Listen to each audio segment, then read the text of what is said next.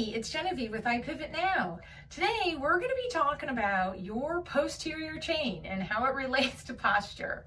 You're like, what is posterior chain, right? We all have one. It's basically the back side of our body. It's your back muscles, your glutes, your hamstrings, your calves, and it's called a chain because it's all interrelated, right? And so you have one weak link, you have weakness or tightness in a certain area, and it certainly affects the whole chain back there.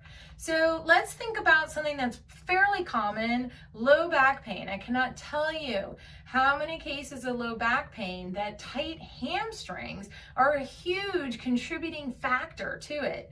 But why is that, right? And so let's take a look at our spine model here. So here I have a pelvis, and attached to it with these red ribbons, I'm representing our hamstrings. They attached right to your sit bones or to your ischial tuberosities.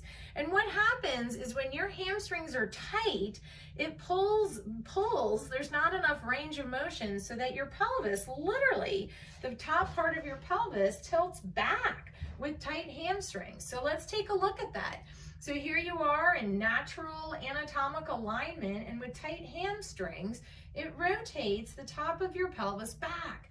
That's called a posterior pelvic tilt. But let me show you how that affects your posture, right? So here I am, and if I have tight hamstrings and my pelvis rotates back, what just happened? I'm either gonna fall back or my knees need to bend, all right? So now I have bent knees, I'm still off balance, so now what needs to happen? Now I need to round forward and kind of in that stooped stance. So who are the people that you see walking around like this, right? They all have tight hamstrings, tight calves. Right here, they're about to get super tight hip flexors, rounded shoulders, so they're not even breathing at their utmost capacity, right? Their glutes, their powerhouse is not firing at all. They are never gonna go into that hip extension, all right? Their stride length, they're not going into hip extension, so it's very small. They have poor foot clearance. It's just a big old hot mess, right? And so that's why it's so important to be stretching and strengthening our posterior chain. So let's talk about the glutes, right? And this isn't just, that example tends to happen to older people, but imbalances happen all the time. Look at runners.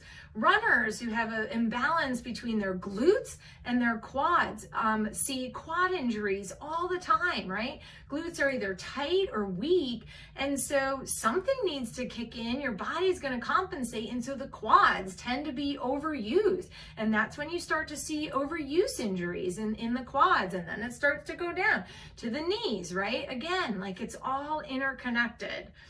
Okay, so that's a lot of information. I normally like to leave you guys with a tip or trick or something that you can do during the day because you're a busy person with a busy life. And so what's something that doesn't take up extra time?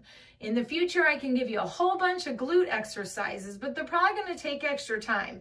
This one's a good one. We all encounter stairs in our daily lives, whether it's at home or you're out and about, whatever. So what I want you to do is every time you go up the stairs, I need you to intentionally think about squeezing your glutes. Use your glutes when you're going up the stairs, not as much quad. So when you're going up the stairs, I want you to be working on squeezing your butt, using your glutes to go up, and not as much your quads that are the muscles in front of your thigh.